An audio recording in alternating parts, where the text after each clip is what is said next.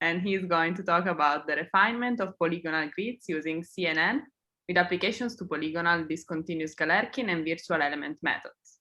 So you can share the screen. Yes. So hello, everyone. Thank you for inviting me. I'm gonna share my slides now. Okay.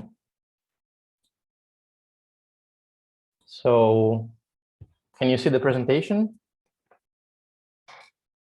Okay. Okay, great. So hello, everyone. Today I'm gonna show you what I've been working on together with my supervisor, Paolo Antonietti.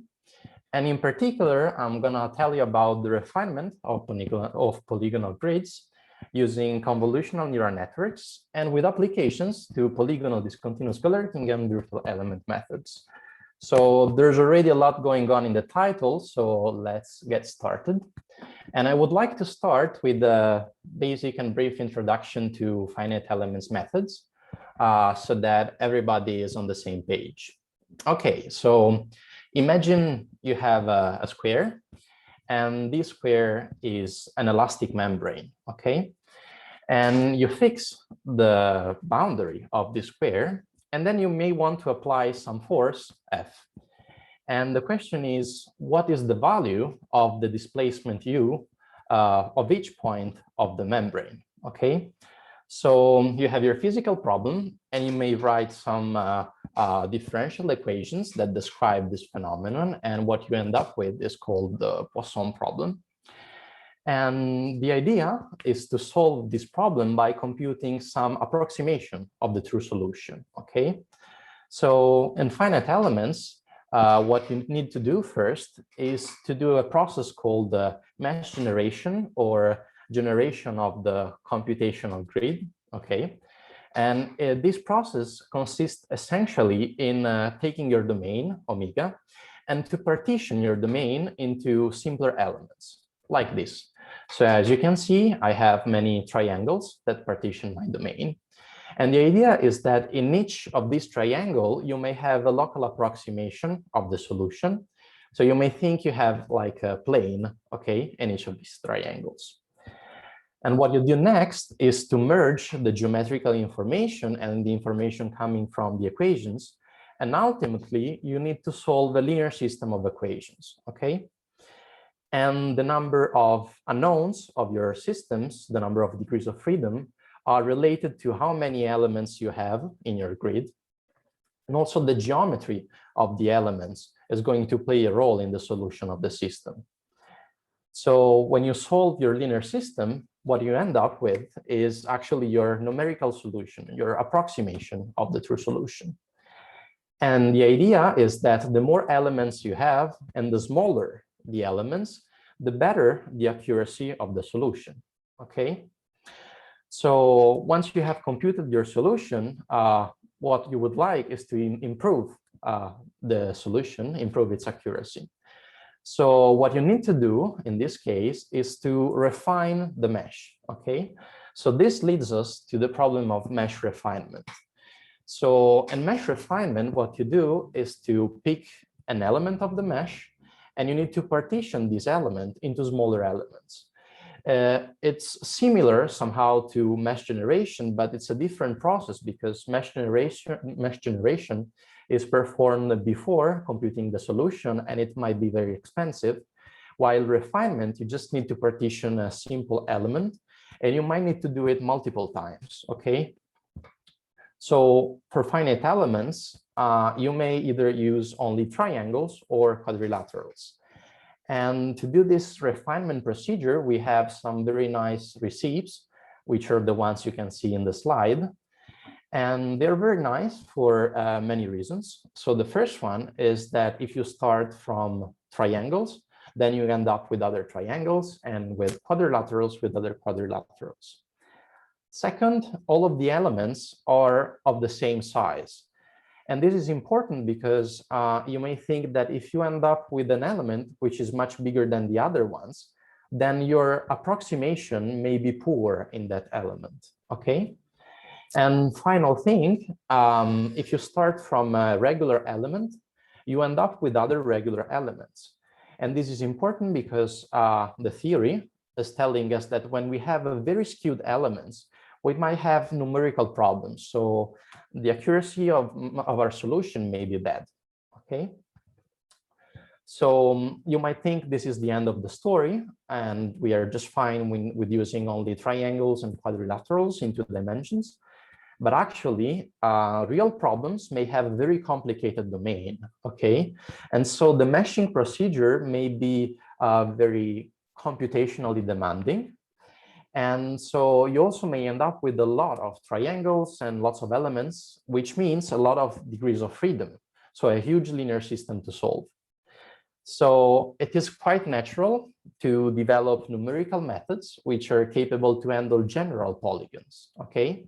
So the classical finite elements methods may handle only triangles and squares because they're simple to fit in the theory. And the virtual element method may handle any polygon, so it's the direct generalization. And then you may have many other variants.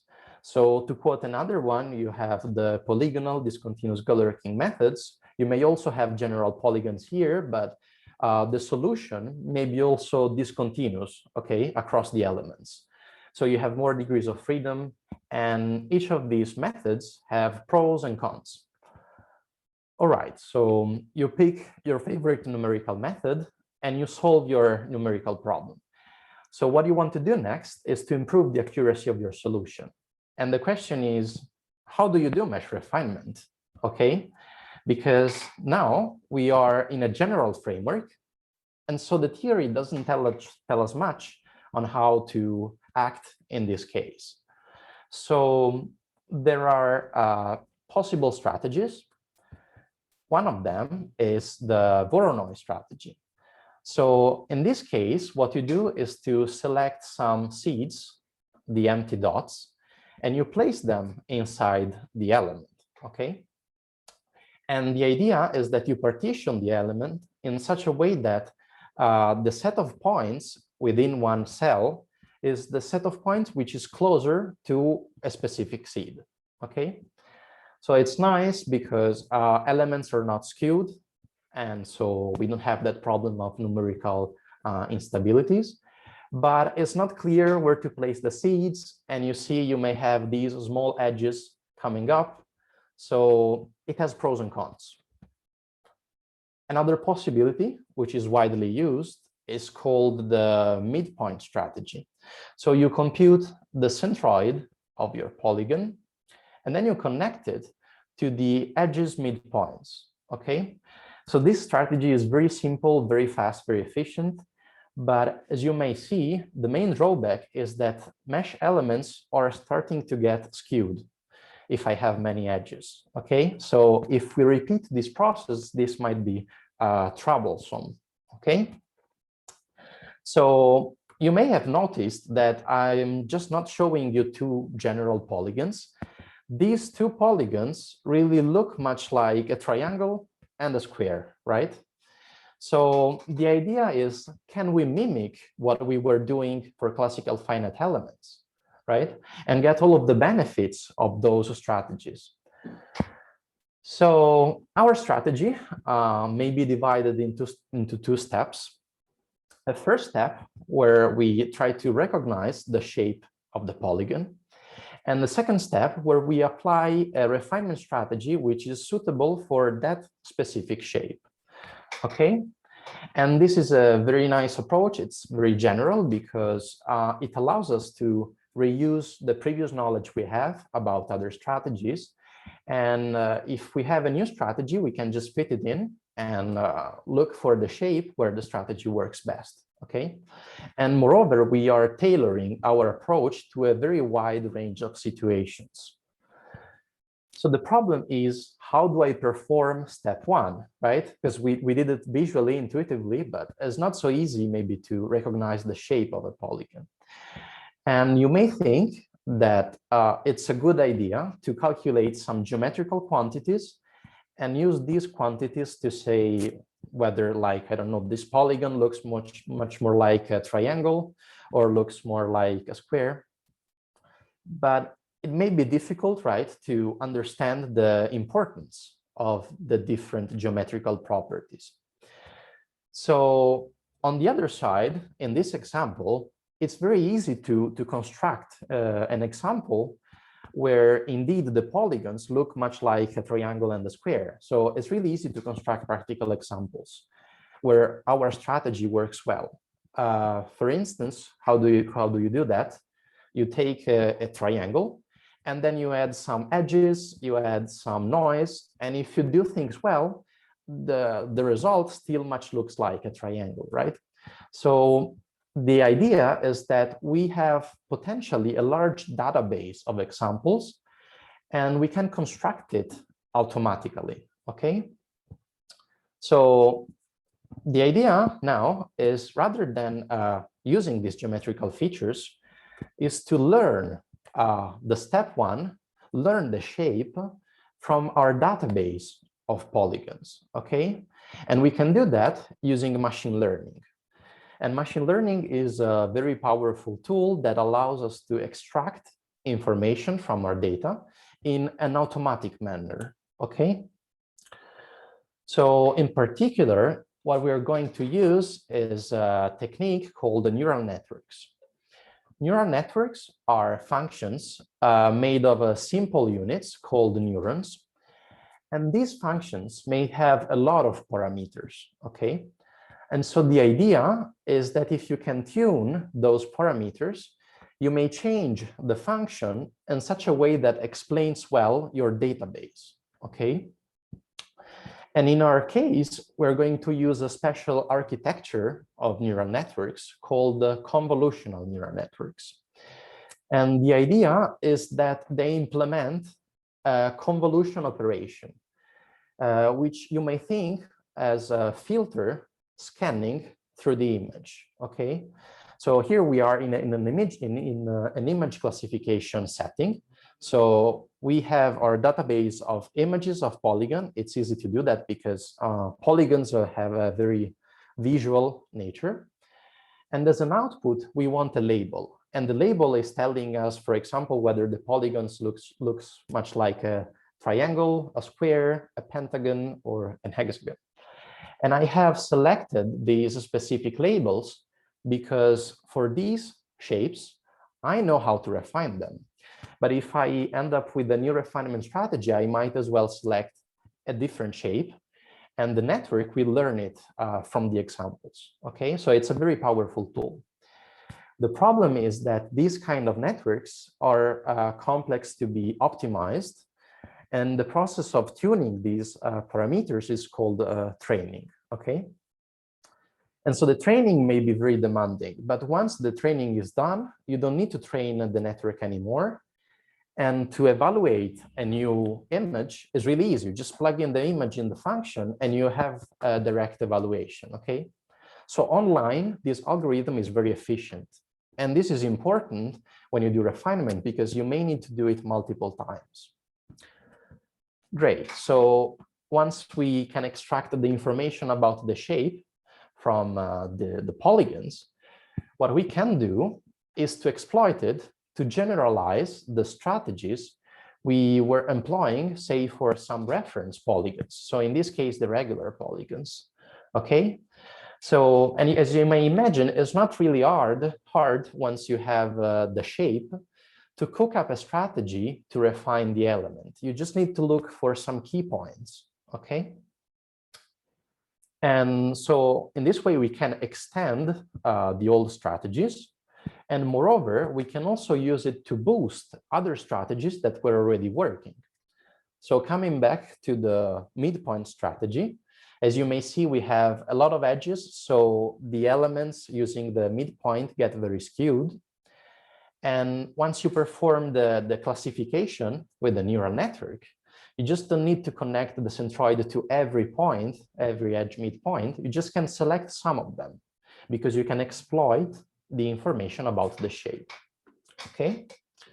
So what can we do next? We can just pick different initial grids and then try to refine them with our strategies, okay? So in this case, every element has been refined with a different strategy for 3 times. So in the second column, we see the midpoint strategy. And you can see an explosion in the number of elements because you have one element for each new edge. And the quality of the elements, they are very skewed, so it is totally not under control. On the other side, if we apply the reference polygon strategy, what we can see are these nice geometrical patterns that appear. Because if, for instance, the network recognizes something that looks like a pentagon, then it's gonna put more and more pentagons when refining the element, okay? And in the last column, you see the CNN midpoint strategy. So the problem of the quality now is under control, and you don't have that explosion of elements, all right? So what can we do next? We can try to measure the quality of our mesh, okay? So here we can compute for each polygon some so-called quality metrics and look at the distribution of these metrics over the mesh. So these are the histograms you can see. And I'm showing you only two metrics which are possible. One of them is the uniformity factor. So this is basically telling us that the elements are all of them of the same size, right? Because this is important for what I said before, to have elements of the same size, of the same size, sorry. And the second metric we can use is called the circle ratio, and is telling us about how fat the element it is, how rounded. And this is because, as I said, we don't like skewed elements. Okay, so in these histograms, what I would like you to notice is the fact that the blue distribution is shifted toward low values, okay, as compared to the CNN strategies. And this means that actually the quality is preserved when we use the CNN, okay? So this is the idea. So actually our strategy is effective. And next, what we can do is to go back to our Poisson problem and pick up a numerical method, say the virtual element method, and try to solve it, okay, using our refinement strategies. So what you see here are called convergence plots.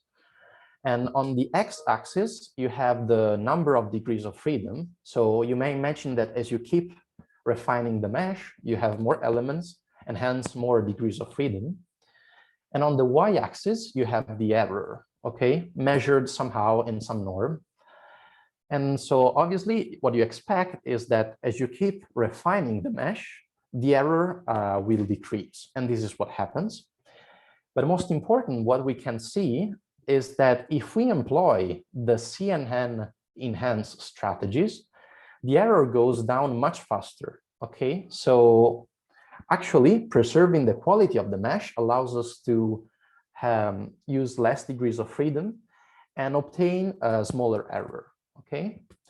And for completeness, I can do the same, picking also the other numerical method we talked about. So the polygonal discontinuous Galerkin method. And I have essentially the same situation, right? So again, the CNN strategies perform, although in a different way, but better than the midpoint, as expected. So great. What I'm working on right now is the three-dimensional case, okay? And so the idea here, as you may imagine, it's more complicated because you have a polyhedron, a volume. And the idea here is to perform a first step where you try to label the vertices of the polyhedron, okay? So the machine learning part here lies in the fact that you need to somehow cluster the boundary and to learn the shape of the element. And then once you have selected your cluster, what you can do is to, boom, explode it and divide the element into 4 pieces in this case, because I've selected 4 clusters. And you may think of this approach as of the generalization of what we call the midpoint strategy. Okay. So my take-home messages for you, which I expect are not working on mesh refinement, are these. Machine learning may be a very powerful tool because it allows you to boost and generalize existing methods, as we did for our refinement strategies. And the power lies in the fact that you can tailor your algorithms on a very wide range of situations, right? And you may also increase the flexibility of your approach, because if a new situation pops up, then you can just learn it in an automatic manner from the examples. And finally, I would like to stress the fact that although the training of these algorithms may be expensive and take a lot of time, you just need to do them only once. And then when you need to use actually the algorithm, the machine learning algorithm, it's really fast, okay? So it's really important in those applications where you need to compute the response in a really fast way, okay? And to conclude, I would like to leave you with, say, a curiosity. So what happens in the n-dimensional case? Okay, so what happens if we go to 4 dimensions? So in the slide, you can still see the 3-dimensional case, all right? So you have in the first column a tetrahedron from 2 different point of views. The second view is in such a way that the tetrahedron looks like a square, okay? And then what you do to refine the tetrahedron is to apply the midpoint in some sort of recursive way, okay? Because first of all, you refine the edges, then you refine the faces, and then you can refine the volume, okay? And in the last column, you have the exploded version. So let's have a look now at 4 dimensions. So we have the 4-dimensional simplex, or say 4-dimensional triangle. And obviously, I cannot give you a plot of it. So this is a 3-dimensional projection of this 4-dimensional object. And what you see is called the wireframe. So I'm just showing you the vertices and their connections, okay? And same as we did before, we can start refining the edges, then the faces, then the volume, and then the 4-dimensional volume. And what you obtain is something that starts to get really messy, especially if you explode it. But if you look at it from the second point of view, then you have these nice patterns coming up. And although 4 dimensions are not very useful in practice, because as you may imagine, physical application just require 3 dimensions usually. This is just to show you that the approach may be very general, okay? And so with this, I thank you for your attention. Thank you, Enrico. Thank you. So are there questions?